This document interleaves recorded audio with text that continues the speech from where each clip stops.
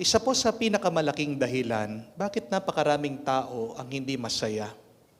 Hindi dahil kulang ang biyaya nila, pero dahil palagi silang nakatuon sa kulang sa buhay nila. Maraming mga tao hindi nakatingin sa kung ano ang meron sila, pero palagi nakatingin doon sa wala. Remember that you may be sad, you may be depressed, not because of the lack of blessings in your life, but because you are focusing on what is missing. May mga taong sasabihin nila, Father, may trabaho naman ako, pero ayaw ko yung trabaho ko. May asawa naman ako, pero hindi siya perpekto. May anak ako, pero ang tigas ng ulo. Buhay pa naman ako, pero ang dami kong problema. Napansin nyo, may pero pagkatapos ng biyaya. Kaya nga, tandaan niyo po, itong 4 na paalaala, kung masyado kayong nakatingin sa missing kaysa sa iyong blessing. Una, ang problema ay hindi sa kakulangan ng biyaya, kundi sa direksyon ng ating tingin. Para po si Hannah sa unang pagbasa, may asawa siya na sobrang in love sa kanya. Sa pagmamahal daw ng kanyang asawa, binibigyan siya ng double portion ng pagkain. Doble na pagkain, dobleng grasya binibigay sa kanya. May tahanan siya, malusog siya, nakakasamba siya sa Diyos. Pero araw-araw, ang nakikita niya ay yung wala siyang anak. At kapag ang mata mo nakatutok sa kulang, kahit na maraming biyaya na paulan ng Diyos sa iyo, parang hindi pa rin sapat. Di po ba? Parang yung mga ibang Pilipino na OFW sa ibang bansa, pagkataas-taas na po ng sahod nila, ha? Kwento nga ng kaibigan ko, pag-aalaga lang daw po ng aso sa Paris, 10 euro na yun. Magkano po ang euro ngayon? 68 pesos. So in 1 hour, that is 680 pesos. Daig mo pa yung maghapong sahod dito sa Pilipinas. Di po ba? Kaya wag po kayo magtaka pag nawala na ako dito. Baka nag-aalaga na lang ako ng aso doon po sa Paris. Pero kahit na napakarami na nilang pera, no? May reklamo pa rin. Ano yung naririnig ko sa mga kababayan natin? Father, di ako makakain ng tuyo. Kasi nagrereklamo daw po yung mga foreigner, naaamoy, napakabaho ng tuyo. Father, sana makakain kami ng kanin. Puro na lang daw po, soup, bread. Father, ang lamig dito, sumasakit ang ulo ko. Nawawala ng kwenta ang blessing kung puro ka nakatingin sa missing. Pero pangalawa po, tandaan nyo, ang kulang ay laging maingay, pero ang biyaya ay tahimik. Ang kulang ay laging sumisigaw, ang biyaya madalas bumubulong lang.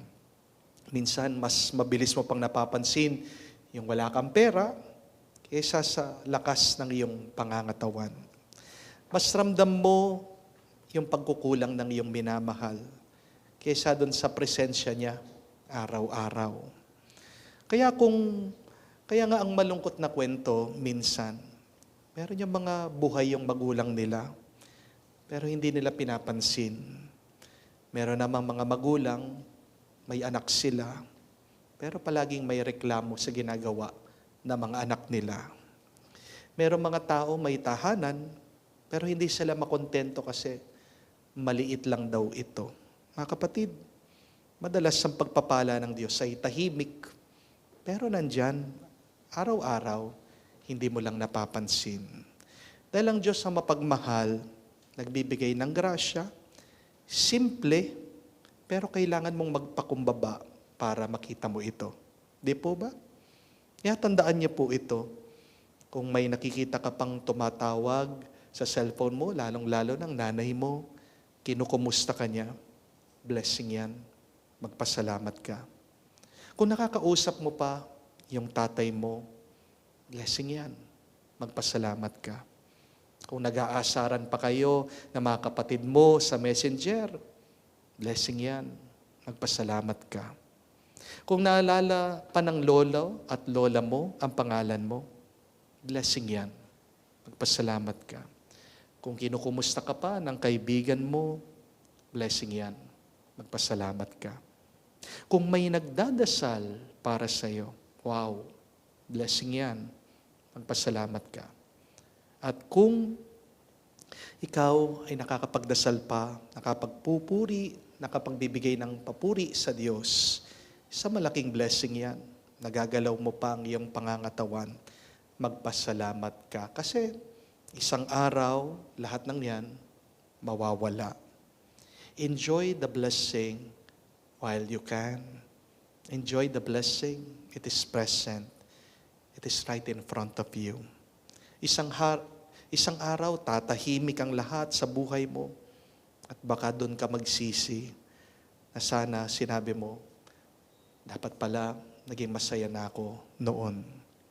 Pangatlo, tandaan niyo po, ang mali ang focus, kaya mali naman ang pakiramdam. Kapag kulang ka sa tingin, ang mararamdaman mo, inggit, galit, reklamo, lungkot. Kapag sa biyaya ka nakatingin, kahit na hindi perpekto ang buhay mo, meron kang kapayapaan. Amen? Hindi naman po mawawala ang problema natin habang tayo'y buhay. Pero ang mahalaga, hindi ka nalulunod sa problema. Hindi po ba? Tandaan po natin ang ating mga mata ay ang bintana ng ating mga kaluluwa. The eyes are the windows to the soul.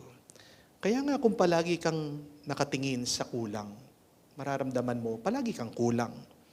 Kung tinitingnan mo ang mga biyaya, pagpapala, diyan mararamdaman mo na talagang pinagpala ka. Di po ba? Pang-apat at kahuli-hulihan. Ang tunay na pasasalamat ay hindi humihinto, ay hindi naghihintay kapag kompleto. Ang tunay na pasasalamat ay hindi dapat sabihin kapag kompleto na at perpekto ang buhay mo. Marami ang nagsasabi, paano ako magpapasalamat, Father, hindi pa okay ang aking buhay.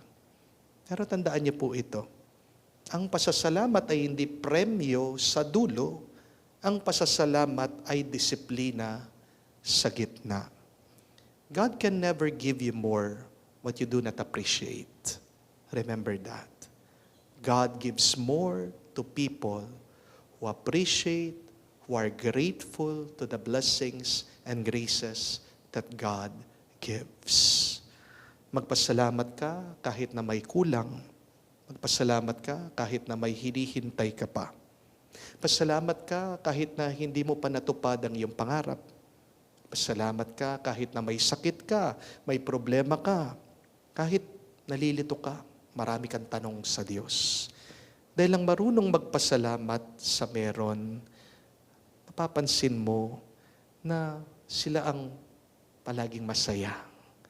Mga kapatid, focus on the blessings, not on what is missing. Hindi ibig po sabihin nito na binabaliwala mo na ang iyong sakit, ang iyong mga pagsubok.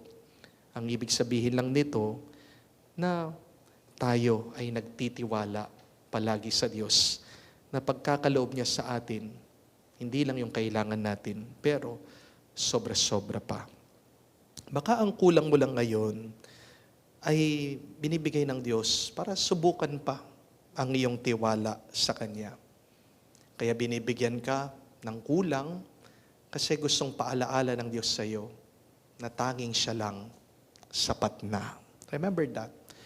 God will not make your life perfect so that you will realize that it is only through God that your life will become perfect. Nabubuhay ka sa isang dagat ng napakaraming mga biyaya. Matagal mo nang hindi napapansin kasi nasanay ka nang lumalangoy sa biyaya ng Diyos. Magdasal po tayo. Bigyan tayo sana ng mata ng Diyos na palagi nating makita ang mga mabubuting grasya na pinagkakaloob niya. At pagkalooban din sana tayo ng Diyos, ng isang puso na marunong magpasalamat. Parang ating mga araw ay mapuno ng saya, parang ating mga kaluluwa ay maging payapa ngayon at magpakailanman.